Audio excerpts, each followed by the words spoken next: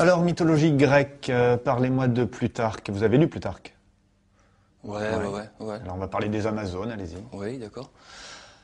Alors, les Amazones, c'est un peuple de guerrières très féroces, plus que les femmes encore. Plus que les femmes. Ça devait être quelque chose, alors. Vous pouvez rien faire. Alors, quelle est la capitale de l'Argentine? Je l'ai vu hier dans Mission Express. Ouais, allez, je vous aide. Je vous donne un indice. Ah oui, Buenos Dias.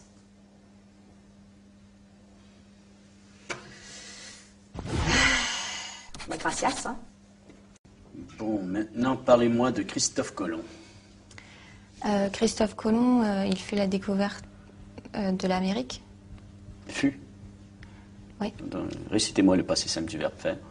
Bah, je fus, tu fus, il fume, vous fumez, nous fumons, ils fusent. On en fume du bon, là. Dites-moi pourquoi Jules César était considéré comme un dictateur. Donc il était considéré comme un dictateur parce qu'il était très capable de dicter plusieurs lettres en même temps, à la fois, d'un coup.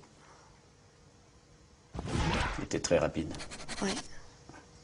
Quelle est la taille de Hong Kong? 10 mètres peut-être, un peu plus. Très très grand. 10 mètres, oui. Très bien. Merci. Et quel est le poids de l'Internet dans l'économie mondiale? Bah ça, c'est assez important parce que comme il y a beaucoup de sites de rencontres, bah, du coup, il y a quand même aussi beaucoup de divorces par la suite. Donc ça veut dire que les gens ils se séparent et comme ils commencent à se séparer, donc faut commencer à aller chercher d'autres apparts, d'autres maisons. Donc au final c'est pas plus mal parce que ça relance l'économie, l'immobilier, tout ça. Donc en fait c'est bon. Est-ce que vous pouvez me parler des débuts de la civilisation chinoise? La civilisation chinoise, en fait, au début, les Chinois, ils n'avaient pas d'ordinateur, alors c'est pour ça que, en fait, ils comptaient avec leur boule et... Avec leur boule... Allez-y, développez. Baby-foot, quoi. Enfin... Avec les boules du baby-foot? Oui. Comme au baby-foot. Ah oui, comme au baby-foot. Et au niveau de la Seconde Guerre mondiale, est-ce que vous pouvez me parler un petit peu de la chronologie du conflit? En 1939, les Américains déclarent la guerre aux États-Unis. Ensuite, c'est la France qui se fait prendre donc, par derrière par les Allemands. Et ça se finit en 1918, mai 1918, par le traité de Versailles à Verdun.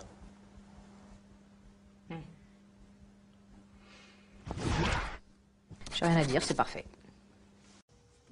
Alors, quel est le taux de chômage des hommes et des femmes en France en 2009? Ça, je sais pas trop, mais je sais que les femmes sont plus touchées par le chômage que par les hommes. Ça, c'est pas juste. Alors, qui était Léonard de Vinci? Alors, Léonard de Vinci, c'était un grand écrivain, assez connu. Et donc, on peut dire, comme œuvre, il avait fait le Da Vinci Code, donc avec Audrey Tautou. Avec Audrey Tautou. Ah oui, d'accord. Actrice. Ouais. Que s'est-il passé lors du dernier référendum européen? Ils ont voté non contre la prostitution européenne, en fait. Contre la prostitution européenne? Ouais. Qui a voté non? Tout le monde, sauf les Hollandais, parce que pour eux, ils aimaient bien la prostitution. Ah ouais. Et vous en pensez quoi, vous? Moi, je suis ni pour ni contre, en fait, parce que j'ai pas l'âge de voter. Alors, comment est formé un sonnet? Alors, le sonnet est formé de 2 quatrains et de 2 tiercés. 2 tiercés. Tiercés gagnants, bien sûr. Oui, pour... Non, enfin, il y a 2 quatrains, 4 et 2 tiercés avec 3. Il ne faut pas que ce soit dans le désordre, en tout cas. Non, c'est d'abord les quatrains, après les tiercés. D'accord, merci bien. Pouvez-vous me parler de l'âge de pierre? Alors, l'âge de pierre, c'est un grand écrivain, assez connu. Et donc, on peut dire, comme œuvre, il avait fait le Da Vinci Code, donc avec Audrey Tautou. Donc, ça se finit en 1918, mai 1918, par le traité de Versailles à Verdun. Ah L'âge de Pierre, c'est à peu près vers les 30-35 ans. Enfin, c'était un apôtre du Christ, donc oui, à peu près 30-35 ans. Ah bah oui, Pierre. Ouais. Alors l'âge du bronze, vous situez ça comment? Je dirais entre 50 et 55. Alors, pouvez-vous me parler, s'il vous plaît, de l'étranger de Camus, et plus particulièrement de la difficulté d'exprimer ses sentiments à travers cette œuvre? Les hommes n'arrivent pas forcément, les êtres vivants n'arrivent pas forcément à expliquer leurs sentiments. Si les chiens, en remuant la queue, on voit leurs sentiments. Enfin, un peu comme les hommes, en fait. On peut voir ça comme ça. Merci. Quelle est la capitale de Taïwan? Médine. Made in Taïwan. Voilà. Oui, nous ne l'avons encore jamais faite, celle-là. Citez-moi une œuvre de Corneille, s'il vous plaît. Une œuvre de Corneille, Alors on vit chaque jour comme le dernier. Palapimpin. Je continue ou... Ah oui, c'est un vrai plaisir. Si j'avais su comment la mort nous a frôlés. Alors on vit chaque jour comme le dernier. Parce qu'on vient de loin. Ah ouais, ça je vous le confirme. Déclinez-moi le verbe être. Yes. To be, I be, beat.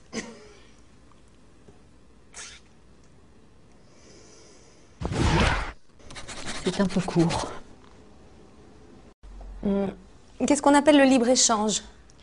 Le libre-échange, c'est quand tout le monde couche avec tout le monde. C'est libre. C'est entrée libre, quoi, c'est libre. Bah voilà, libre-échange. Voilà. Tout le monde couche avec tout le monde. Et voilà.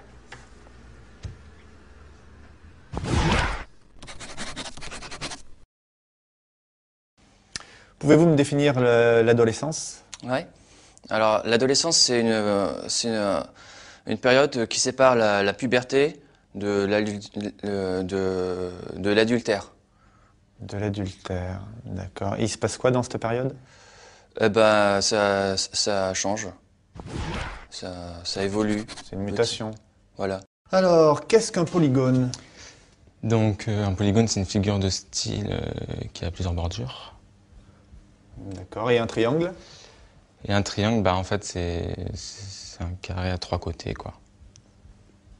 D'accord. C'est des figures qui sont définies en fonction de leur côté, donc. C'est ça, ouais. C'est compliqué tout ça. Merci. Quelle est la filiation entre Louis XV et Louis XIV? C'est l'arrière-petit-fils de son oncle Louis XIV.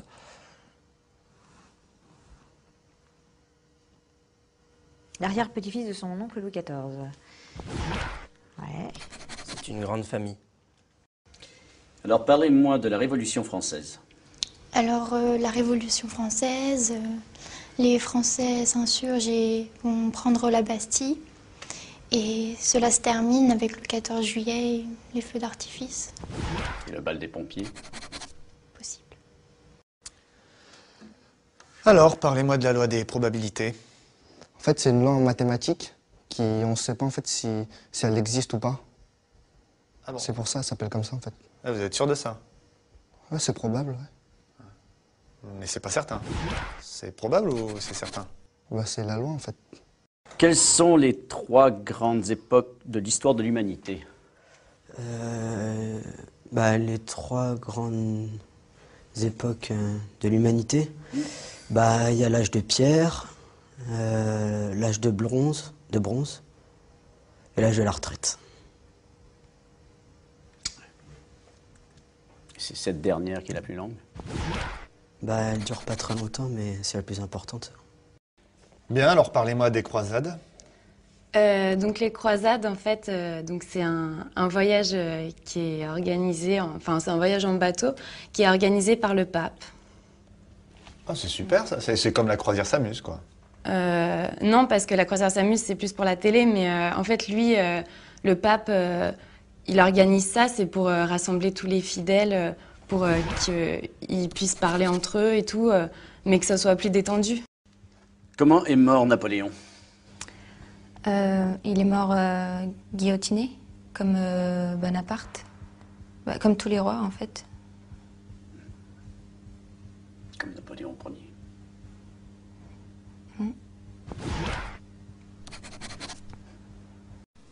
Quelle est la hauteur du Mont Blanc?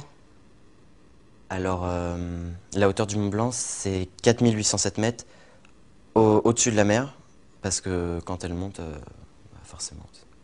Ça change. Oui, c'est plus court. Oh là là, oui, bien sûr. Je vous remercie.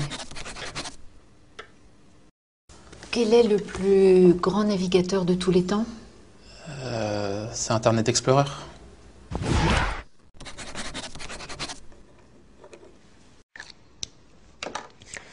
Quels sont les enjeux du réchauffement climatique?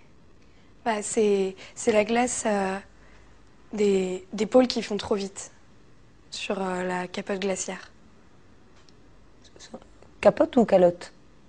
Bah, les deux, de toute façon, c'est au même endroit. Ah oui, je vais oublier, c'est vrai. Très bien, merci. Amis de la poésie, bonjour.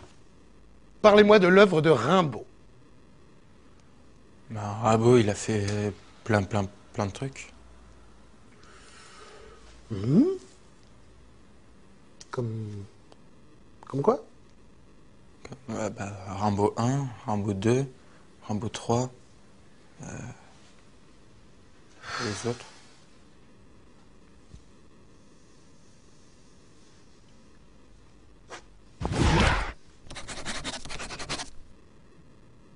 Alors, de quelle œuvre est tirée la citation suivante? To be or not to be? C'est la question. Alors, c'est dans Question pour un champion, avec Julien Lepers.